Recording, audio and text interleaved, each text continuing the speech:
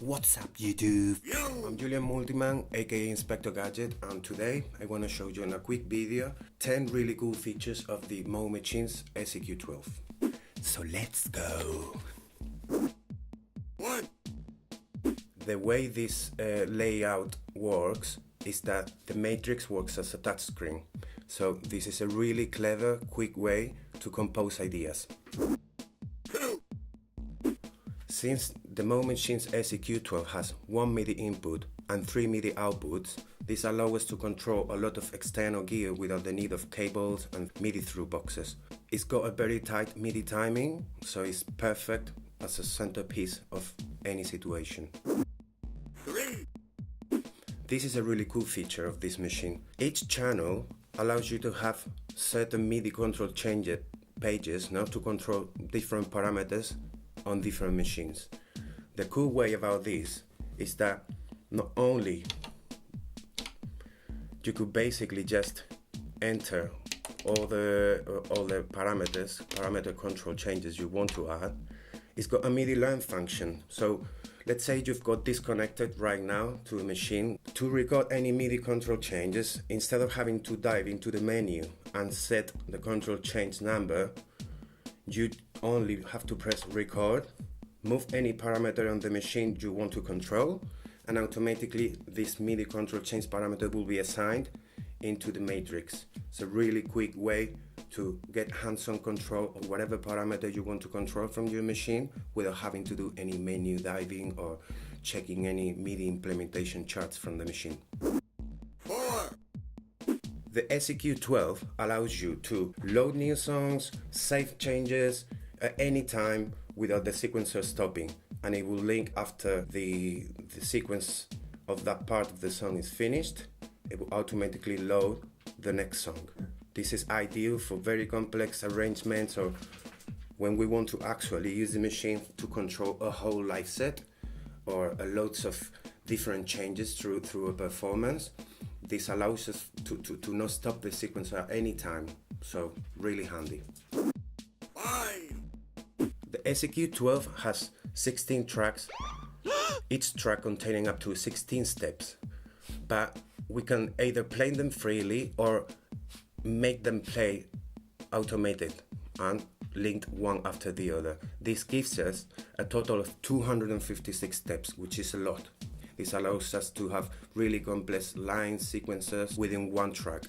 The cool thing about it is that is using the main standard clock subdivision, which is 1. But if we use subdivisions like 2, for example, we will double the amount of steps. It will have less resolution, but for things like pads or drums where it's just one really long note on the background, it's perfect to extend that 256 steps to much more.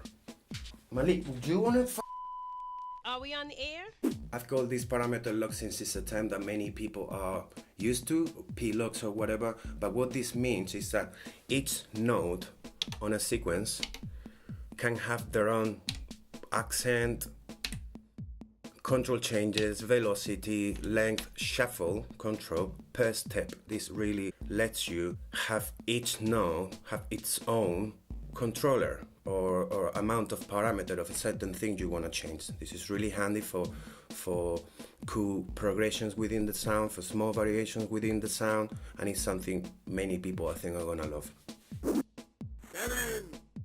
Polyrhythms are something that people really love these days, and it's the chance of having free tempo on different tracks. So it creates really complex variation over time. You're not stuck to a 4x4 or any other clock subdivision. You can actually have each sequence having their own clock subdivision, number of steps, so it will let you actually do really complex progressions and also create this sensation of always evolving sounds. Really easy to do with this machine.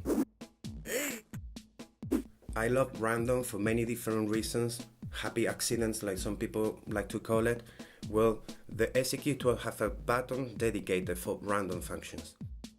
It would do different things, but basically in monophonic or polyphonic modes, it would obviously let you input different amount of notes, create any random kind of arrangement with those notes, same with all the parameters, right? But the difference is that when we are in drum mode, when we're working on a track that is in drum mode, we can randomize per line, all right?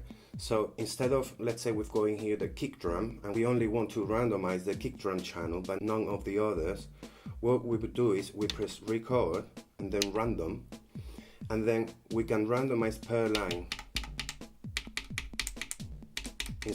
instead of randomizing the whole pattern. This is extremely cool and really quick for creating all these sound variations. And that leads me to number 9, which is called ratchet mode. And what this does is allows you to set certain steps to have their own clock subdivision and this multi-trigger patterns kind of thing. So you can not just have clock subdivision per sequence and per track, obviously, but also each step can have a different subdivision and number of steps for creating this really complex and evolving kind of drum sounds. To explain this a little bit, I've got here done a little basic tune. I can show you what it does. We've got here a kick drum sounding and 2 lines of drums which are going to be doing all these crazy variations.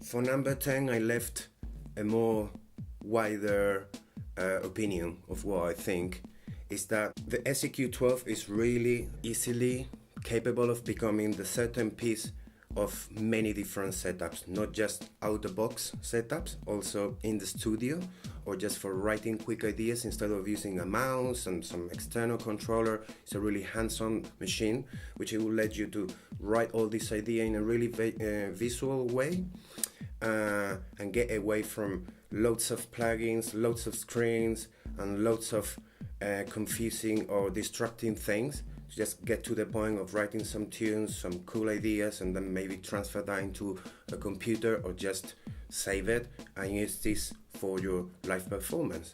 So yeah, I hope you found this interesting. I will follow some videos of in-depth functions of the machine, how to program a basic beat, how to record external controllers, how these ratchet modes and random modes work for you to get a wider idea of what the machine is capable.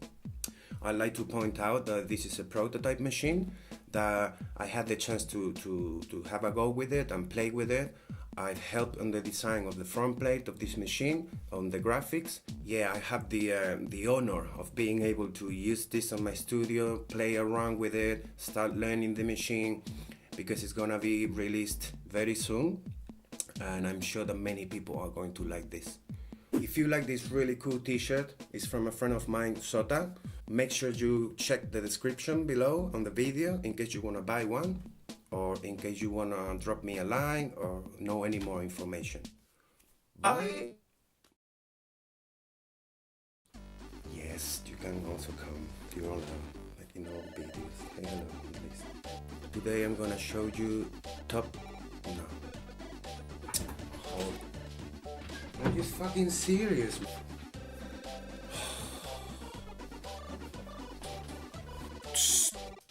Sorry about that.